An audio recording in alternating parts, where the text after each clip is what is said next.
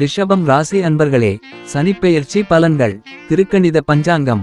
மங்களகரமான குரோதி வருடம் திருக்கணித பஞ்சாங்கத்தின் அடிப்படையில் பங்குனி மாதம் 15ஆம் மார்ச் 29, 2025 தேதியன்று இயற்கை அசுபரான சனிதேவர் பூரட்டாதி 3ஆம் பாத நட்சத்திரத்தில் இருந்து பூரட்டாதி 4ஆம் பாத நட்சத்திரமான மீன ராசிக்கு, அதாவது சனிக்கிழமையில் கும்ப ராசியில் இருந்து மீன ராசிக்கு சஞ்சாரம் செய்ய உள்ளார்.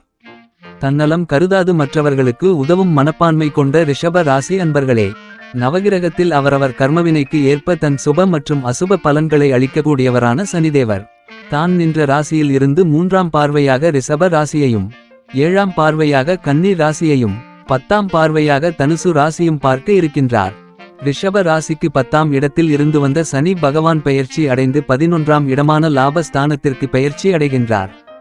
சனி தான் நின்ற ராசியிலிருந்து 3ஆம் பார்வையாக ரிஷப ராசியான ராசி ஸ்தானத்தையும், 7ஆம் பார்வையாக கன்னி ராசியான புத்திர ஸ்தானத்தையும், 10ஆம் பார்வையாக தனுசு ராசியான அஷ்டம ஸ்தானத்தையும் பார்வையிட இருக்கின்றார். பலன்கள். சனி தன்னுடைய 3ஆம் பார்வையாக ராசி ஸ்தானத்தை பார்ப்பதினால் எதிர்பாராத சில நிகழ்வுகள் மூலம் மனதளவில் புதிய பக்குவம் பிறக்கும். நினைத்த சில காரியங்கள் அலைச்சலுக்கு பின்பு முடிவு பெறும்.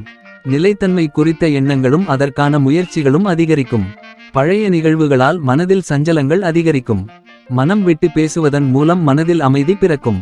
சில இடங்களில் பொறுமையை கையாள்வது தெளிவையும் செல்வாக்கையும் மேம்படுத்தும். சனி தன்னுடைய 7ஆம் பார்வையாக கன்னி ராசியான புத்திர ஸ்தானத்தை பார்ப்பதினால் எதிர்பாராத சில உதவிகள் மூலம் மாற்றங்கள் உண்டாகும்.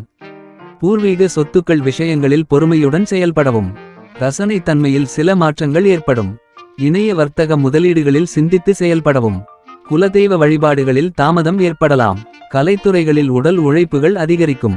கேளிக்கை விஷயங்களில் ஆர்வமின்மை உண்டாகும். ஆரோக்கியம் தொடர்பான பிரச்சனைகள் குறையும். சனி தன்னுடைய 10ஆம் பார்வையாக தனுசு ராசியான அஷ்டம ஸ்தானத்தை பார்ப்பதினால் நீண்ட காலமாக நெருக்கடியாக இருந்து வந்த பிரச்சனைகள் படிப்படியாக குறையும். காப்பீடு சார்ந்த விஷயங்களில் இருப்பவர்களுக்கு முன்னேற்றம் உண்டாகும். எதிர்பாராத சில வரவுகள் மூலம் நன்மைகள் உண்டாகும். பணி சார்ந்து பயணங்கள் இருந்தாலும் அதனால் சில நன்மைகளும் உண்டாகும். நீண்ட கால முதலீடுகளில் ஆதாயம் அடைவீர்கள். உங்கள் மீதான நம்பிக்கையில் சில மாற்றங்கள் ஏற்படும். சனி ராசிக்கு 11 பாவகத்தில் அமர்ந்திருப்பதினால் எதிலும் தனித்திறமையை வெளிப்படுத்துவீர்கள். சுறுசுறுப்பாக செயல்படுவீர்கள். மனதளவில் இருந்து வந்த குழப்பங்கள் விலகும். குடும்பத்தில் அமைதி உண்டாகும். எதிர்பாராத சில திடீர் புதிய வாய்ப்புகள் கிடைக்கும். சகோதரர்களிடம் இருந்து வந்த வேறுபாடுகள் படிப்படியாக குறையும். அரசாங்க அதிகாரிகள் மூலம் ஆதாயம் மேம்படும். உத்தியோகத்தில் இருந்து வந்த பொறுப்புகள் ஓரளவு குறையும். நீண்ட நாட்களாக முடிவடையாமல் இருந்து வந்த பணிகளை செய்து முடிப்பீர்கள். பொருளாதார நிலையில் முன்னேற்றமான சூழல்கள் உருவாகும். கடனால்